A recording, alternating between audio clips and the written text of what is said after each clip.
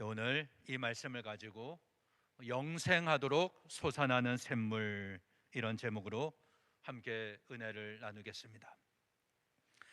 사람에게는 누구나 죽음에 대한 두려움이 있습니다. 죽음을 두려워하지 않는 사람은 거의 없습니다. 현대 사회에서 죽음에 대한 가장 큰 공포는 질병이죠. 질병에 대한 공포가 있습니다. 나는 100% 건강하다라고 자부하는 사람은 아무도 없습니다. 내 몸 안에 어떤 질병이 자라는지 처음부터 아는 사람도 없습니다. 단지 우리가 건강검진을 통해서 조기에 발견하거나 예방할 뿐입니다. 현대인들이 가장 두려워하는 질병은 암입니다. 암. 의학이 아무리 발전하고 생존율이 높아졌다 할지라도 여전히 수술하는 과정이나 치료받는 과정은 많은 고통이 따릅니다. 암이 발생하는 원인에는 여러 가지가 있습니다. 일반적으로 과도한 스트레스가 암의 원인이 된다고 알려져 있습니다. 적당한 긴장은 건강에 도움이 되지만 과도한 스트레스는 우리의 마음과 몸을 해칩니다. 또 하나의 원인이 있다면 면역력의 약화입니다. 우리 몸에는 수많은 병균들이 들어오지만 백혈구가 건강한 사람은 그 병균과 싸워서 이깁니다. 백혈구는 전체 혈액의 1%가 채 되질 않습니다.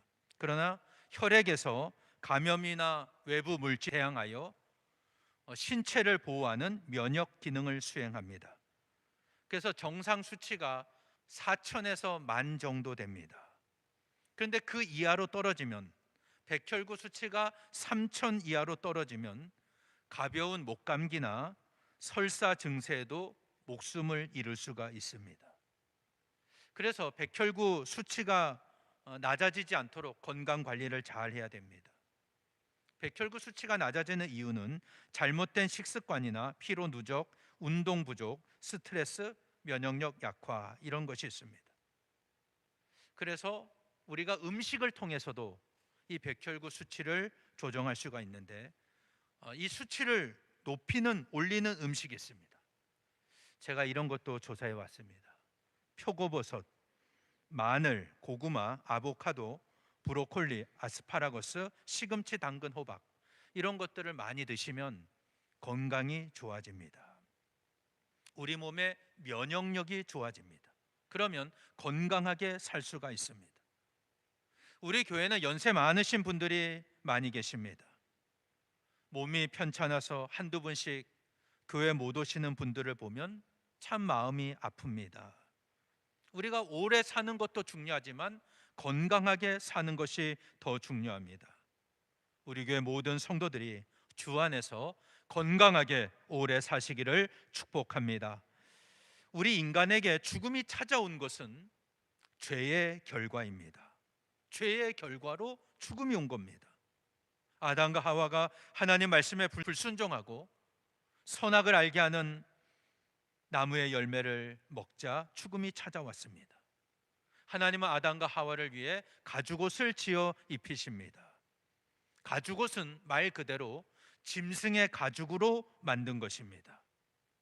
하나님은 아담과 하와의 죄를 가리기 위해서 짐승을 죽이셨습니다. 이것이 구약시대 제사의 원형입니다. 하나님은 아담과 하와를 에덴 동산에서 내보내십니다.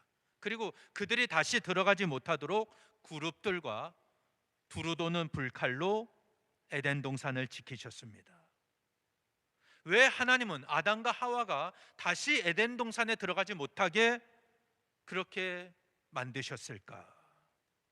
에덴 동산에는 선악을 알게 하는 나무만 있었던 게 아니라 생명나무도 있었기 때문입니다. 창세기 3장 22절에 보면 여호와 하나님이 이르시되 보라, 이 사람이 선악을 알게 하는 일에 우리 중 하나같이 되었으니 그가 그의 손을 들어 생명나무 열매도 따먹고 영생할까 하노라. 이렇게 말씀을 하고 있습니다. 아담과 하와가 하나님 말씀에 순종해서 선악을 알게 하는 나무의 열매를 먹지 않고 생명나무 열매를 먼저 따먹었다면 우리 인류는 죽음을 보지 않고 하나님 앞에 영생하며 살았을 것입니다. 그런데 아담과 하와가 하나님 명령에 불순종합니다. 네가 먹는 날에는 반드시 죽으리라 말씀하신 그대로 우리에게 죽음이 찾아왔습니다. 그런데 이런 상태에서 생명나무 열매를 또 따먹으면 어떻게 되겠습니까? 그 죽음의 상태, 하나님과 단절된 상태가 영원히 지속될 수밖에 없는 겁니다. 그래서 하나님은 이것을 원치 않으셨습니다. 범죄한 아담과 하와가 이 생명나무 열매를 먹지 못하도록 에덴 동산에서 내보내신 겁니다. 그리고 에덴 동편에 그룹들과 두루도는 불칼을 거기에 두어서 생명나무를 지키셨습니다. 그렇다고 한다면 우리 범죄한 인간이 에덴 동산에서 쫓겨난 것이 은혜입니다. 이 말의 의미를 잘 생각해 보세요. 범죄한 인간이 에덴 동산에서 쫓겨난 것이 은혜다. 왜 은혜입니까? 하나님은 우리를 위한 구원의 길을 예비하셨기 때문입니다. 하나님이 예비하신 구원은 오직 예수 그리스도를 통해서만 이루어집니다. 구원의 다른 길은 없습니다. 죄송하지만 다른 종교에는 구원이 없습니다. 세상 사람들이 아무리 편협한 기독교다, 이기적인 기독교다라고 공격해도 이것만은 절대 양보할 수가 없습니다. 죄로 인해 죽음이 찾아온 우리를 구원할 수 있는 유일한 구원자는 오직 예수 그리스도뿐입니다. 우리가 주님을 만나야 하는 이유가 바로 여기 있습니다. 예수님은 하나님의 심장에 계신 분이라고 했습니다. 하나님의 가장 소중한 분을 우리를 위해 이 땅에 보내셨습니다. 예수 그리스도께서 십자가에 피 흘려 죽으심으로 우리의 모든 죄는 씻음을 받았습니다. 내가 이것을 믿고 입으로 시인하면 우리는 위로부터 다시 태어납니다. 죄로부터 구원받은 거룩한 백성이 되어서 하나님 나라에 들어갈 수가 있습니다. 우리 모두 예수 그리스도의 보혈로 죄를 용서받고 위로부터 다시 태어나 하나님 나라에 다 들어가는 거룩한 백성 되시기를 축원합니다. 오늘 본문에 보면 예수님께서 사마리아 수가성의 한 여인에게 영원한 생명을 주시는 말씀이 기록되어 있습니다. 예수님의 초기 사역과 세례 요한의 사역은 겹치는 과도기의 시간이 있었습니다. 세례 요한은 예수님보다 먼저 보냄을 받아서 주의 길을 평탄하게 하는 사명을 감당했습니다. 그가 했던 사역이 무엇입니까? 요단강에서 세례를 베품으로 사람들이 예수님을 영접할 수 있도록 준비시키는 것이었습니다. 그래서 예수님도 사역을 시작하실 때 세례를 베푸십니다. 그런데 오늘 요한복음 4장 앞부분에 보면 실제로 예수님이 베푼 것이 아니라 예수님의 제자들이 베푼 것이다, 이렇게 기록되어 있습니다. 이때 바리새인들이 그것을 교묘하게 이용합니다. 예수님의 세례와 세례 요한의 세례를 비교합니다. 그래서 두 사람이 서로 경쟁하는 것처럼 보이게 만드는 거예요. 그럴 때 예수님은 그 유대를 떠나서 갈릴리로 가셨습니다. 계속 거기 계시면 세례 요한과 불필요한 긴장을 초래할 수가 있기 때문입니다. 그래서 예수님이 갈릴리로 올라가시는데 그 가는 길에 사마리아를 가로질러 가셨습니다. 그런데 그 당시 유대인들은 사마리아를 통과하지 않았습니다. 요단 동편길로 올라갔습니다. 주전 722년 아수르는 북이스라엘을 정복한 후에 혼혈 정책을 썼습니다. 이게 무슨 말이냐면 북이스라엘의 수도가 사마리아였는데 다른 지역 사람들을 그곳으로 강제 이주를 시켜서 통혼시켰어요. 결혼을 시켰습니다. 그래서 사마리아 사람들은 순수 이스라엘 백성의 그 혈통을 잃어버리고 말았습니다. 그럴 때 유대인들이 볼 때 사마리아 사람들은 사실상 이방인과 다를 바가 없었습니다. 그래서 그들과 상종조차 하지를 않았던 겁니다. 예루살렘에서 갈릴리까지 갈 때는 사마리아를 통과해서 가면 제일 빨리 가는 길입니다. 그런데 그들과 상종하기 싫었기 때문에 사마리아로 들어가지 않고 일부러 요단 동편길로 돌아서 갈릴리까지 갔던 것입니다. 그런데 예수님은 갈릴리로 가시면서 사마리아를 통과하고 가십니다. 이것은 아주 이례적인 일입니다. 사마리아 수가라는 동네에 이르셨을 때 그 땅은 야곱이 요셉에게 준 땅에 가깝고 또 야곱의 우물이 거기에 있었습니다. 여행에 지친 예수님은 우물가에 앉으셨습니다. 그때가 낮 12시 정오 무렵이었습니다. 마침 한 사마리아 여인이 물을 기르러 나옵니다. 예수님은 그 여인에게 물을 좀 달라 말씀하십니다. 제자들은 점심거리를 사려고 마을로 가고 없었습니다. 그때 이 사마리아 여자가 당황하며 말합니다. 당신은 유대인으로서 어떻게 사마리아 여자인 나에게 물을 달라고 하십니까? 예수님이 대답하십니다. 네가 하나님의 후하심을 알고 내가 누구인지 알았더라면 내게 마실 물을 달라고 했을 것이고 나는 네게 시원한 생수를 주었을 것이다. 이 사마리아 여자가 말합니다.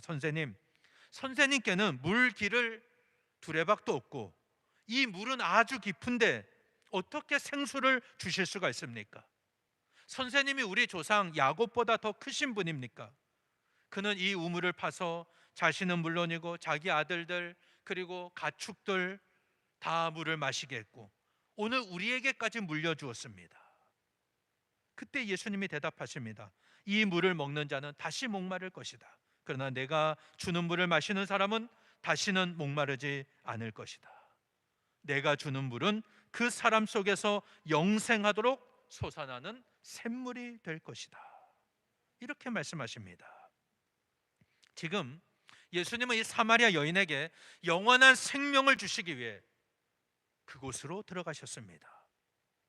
모든 인간은 죄로 말미암아 죽게 되어 있습니다. 우리 인생의 가장 큰 문제는 죽음의 문제입니다. 죽음 앞에서 자유로운 사람은 아무도 없습니다. 우리는 이미 건강하든 병들었든 시한부 인생을 살아갑니다. 그래서 사람에게는 영생에 관한 소망이 있어요. 죽음 너머의 세계, 죽지 않고 영원히 사는 것에 대한 소망을 가지고 있다는 겁니다. 고대 왕릉을 보면 죽음 이후에 내세에서도 계속 살아간다는 믿음이 있었습니다.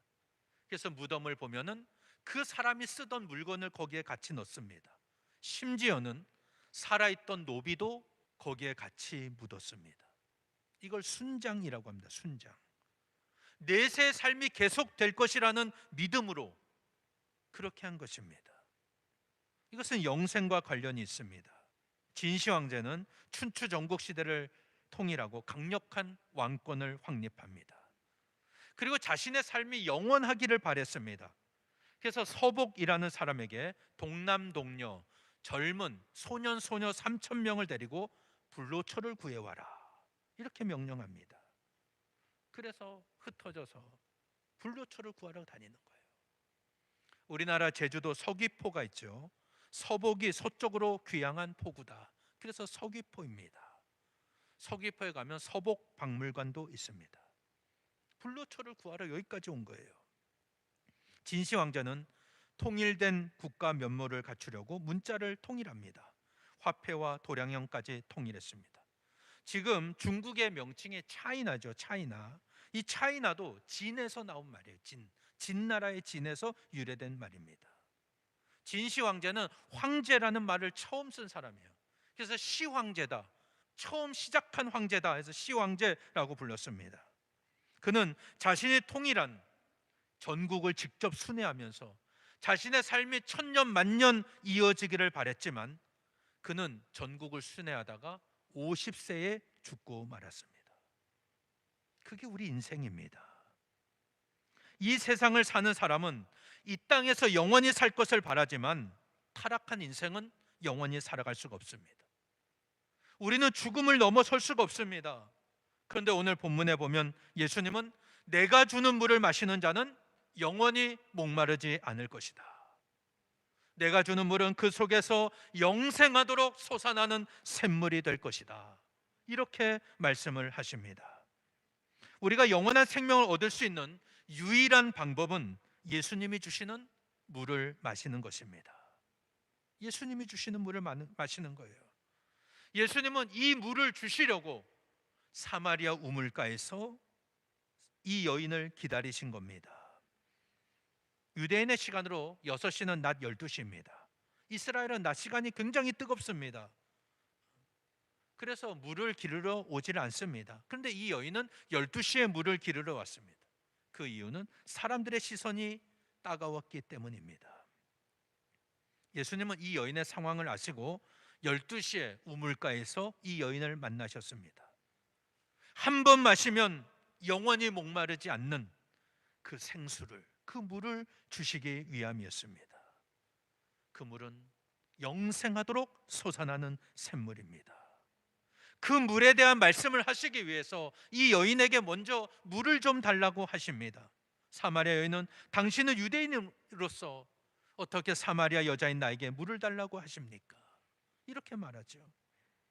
예수님은 네가 하나님의 후하심을 알고 내가 누구인지 알았더라면 내게 마실 물을 달라고 했을 것이고 나는 너에게 생수를 주었을 것이다. 지금 예수님이 자신이 누구인지를 밝히기 시작하십니다. 이 여인이 묻죠. 당신이 우리 조상 야곱보다 더 큰 사람입니까? 물었을 때 예수님은 이 물을 마시는 자는 다시 목마르려니와 내가 주는 물을 마시는 자는 영원히 목마르지 아니하리니 내가 주는 물은 그 속에서 영생하도록 솟아나는 샘물이 되리라. 이렇게 말씀하십니다. 야곱의 우물은 마시면 다시 목마릅니다. 이 땅의 어떤 물도 우리의 갈증을 영원히 해결하지를 못합니다. 그래서 물을 마신 자는 다시 물을 먹기 위해 우물을 찾아야 합니다. 그러나 예수님이 주시는 물은 야곱이 주는 물과 다릅니다. 예수님의 물은 한 번 마시면 영원히 목마르지 않는 물입니다. 마시는 자마다 그 속에서 영생하도록 솟아나는 샘물이 됐던, 계속해요 그 물이 나온다는 겁니다. 이 물은 무엇일까요? 이 물은 바로 예수님입니다. 예수님 자신을 주시는 거예요. 생명의 근원 되시는 예수님을 마시는 것이기 때문에 영원히 목마르지 않습니다. 내 속에서 영생하는 샘물이 계속 솟구쳐 납니다. 그래서 누구든지 목마른 자는 목마르지 않는 물을 주시는 주님께 더 가까이 가야 됩니다. 우리는 주님의 주시는 물을 마셔야 됩니다. 오늘 이 시대는 많은 사람들의 영혼이 피폐해져 갑니다. 메마른 인생을 살아갑니다. 오직 예수님만이 우리 인생의 갈증을 해결해 주십니다. 우리 모두 예수님을 만나고 주님이 주시는 생수로 영적인 목마름을 해결하고 영생을 소유하는 저와 여러분 되시기를 바랍니다. 그런데 이 사마리아 여인은 예수님과 대화하는 가운데 이 말씀을 온전히 깨닫지를 못했습니다. 선생님, 내게 그 물을 주셔서 내가 다시는 목마르지도 않고 이 우물을 다시 찾지도 않게 해 주십시오. 그때 예수님 말씀하시죠. 정곡을 찌릅니다. 가서 내 남편을 불러와라. 여인이 말합니다. 나는 남편이 없습니다. 예수님 말씀하시죠. 남편이 없다고 한 네 말이 맞다. 너는 남편이 5이나 있었고 지금 함께 사는 남자도 남편이 아니다. 그러니 네 말이 맞다. 사마리아 여인이 깜짝 놀랍니다. 이제 보니 선생님은 선지자이십니다. 우리 조상들은 이 산에서 예배드렸는데 선생님 같은 유대인들은 예루살렘의 유일한 예배 장소라고 합니다. 그때 예수님 말씀하십니다. 이 산도 아니고 예루살렘도 아닌 아버지께 예배드릴 때가 온다.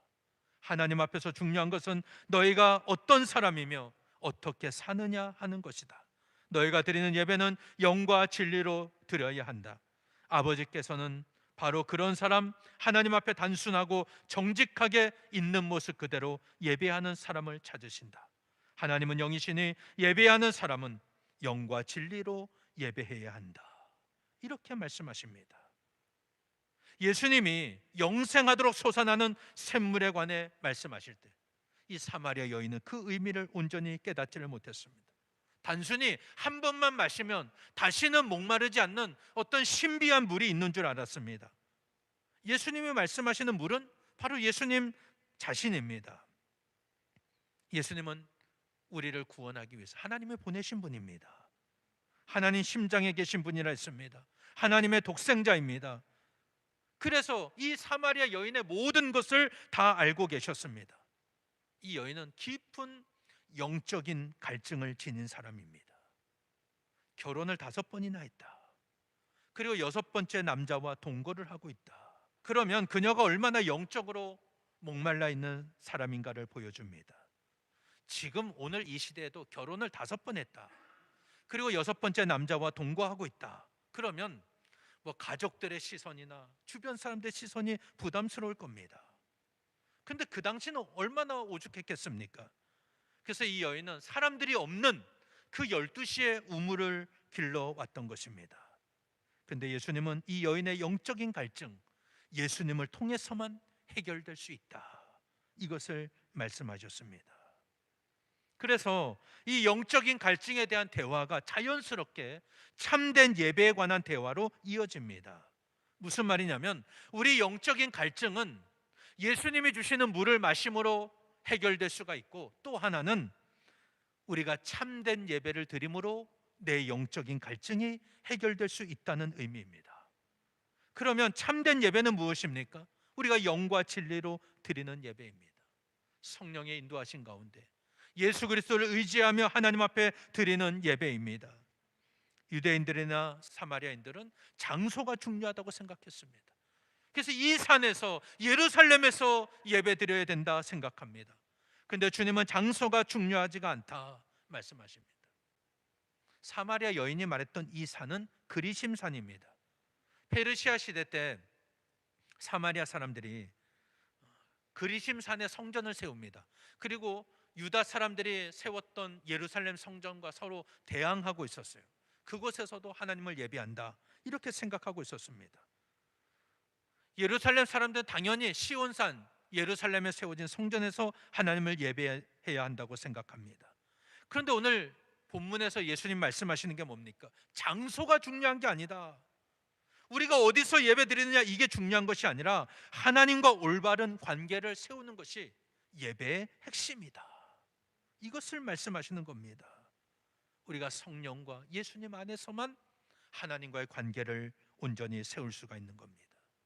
사마리아 여인이 말하죠. 메시아 곧 그리스도라 하는 이가 오실 줄을 내가 아노니 그가 오시면 모든 것을 우리에게 알려주시리이다. 그럴 때 예수님이 말씀하십니다. 내게 말하는 내가 바로 그 메시아다, 이렇게 말씀하십니다. 사랑하는 여러분, 죽음으로부터 자유로울 수 있는 사람 아무도 없다 그랬죠. 죽음은 죄의 결과입니다. 하나님은 우리에게 예수 그리스도를 통한 구원을 말씀하셨습니다. 예수님이 사마리아 여인에게 물을 달라고 하셨지만 실제로 예수님께서 그 여인의 영적인 갈증을 해결해 주셨습니다. 주님이 주시는 물을 마시면 영원히 목마르지 않습니다. 그 물은 영생하도록 솟아나는 샘물입니다. 야곱이 파서 남겨준 물은 사람의 갈증을 완전히 해결하지 못합니다. 다시 그곳으로 가야 합니다. 그러나 예수님이 주는 물은 영생하도록 솟아나는 샘물입니다. 우리는 이 물을 마셔야 됩니다. 주님과 함께 해야 됩니다. 우리를 구원하기 위해 이 땅에 보내신 분이 바로 예수 그리스도입니다.